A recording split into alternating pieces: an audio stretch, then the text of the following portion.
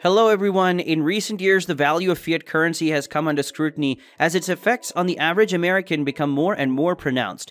With the economy struggling and inflation on the rise, it's becoming increasingly difficult for people to make ends meet. This blog post will explore how fiat currency is affecting the average American and how it is related to inflation. We'll examine the history of fiat currency, its implications for the average American, and what can be done to mitigate its effects. On this channel, more will be shared. Stay tuned and thank you. What is fiat currency? Fiat currency is a type of money that has no intrinsic value and is only accepted because of its government decree or regulation. It's not backed by any physical assets such as gold or silver, nor does it have any inherent value in terms of its use in commerce. Rather, its value is determined by the government's decision to make it legal tender and its willingness to accept it as payment for taxes and other public debts. In essence, fiat currency is a form of currency that relies on faith and trust in its issuer rather than an intrinsic commodity like gold or silver. Fiat currency is created when the country's central bank issues a certain amount of it into circulation, often through loans to banks or purchases of government bonds.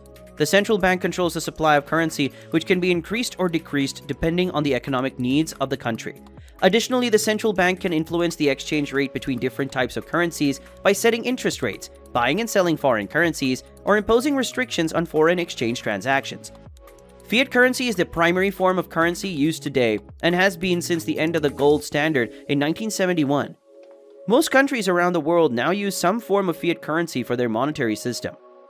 How does it relate to inflation? Fiat currency is a type of money that does not have any intrinsic value, meaning it is not backed by anything physical.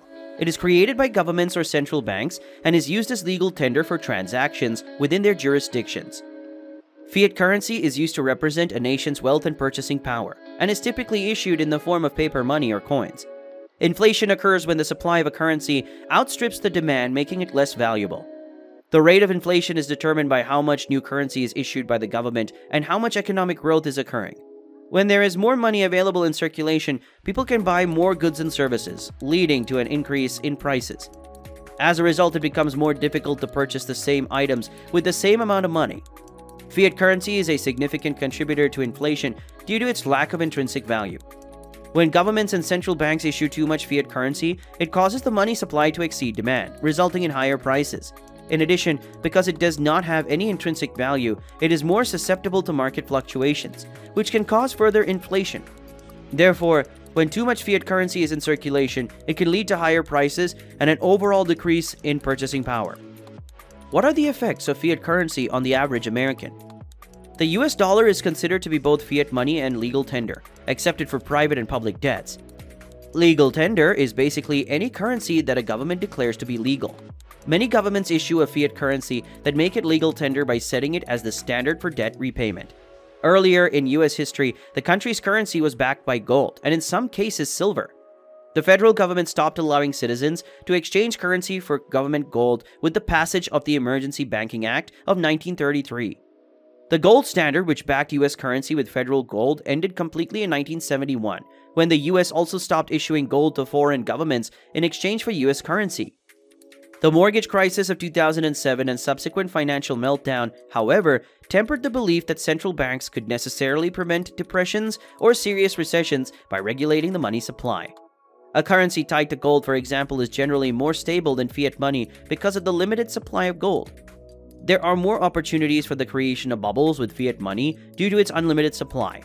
Since that time, US dollars are known to be backed by the full faith and credit of the US government.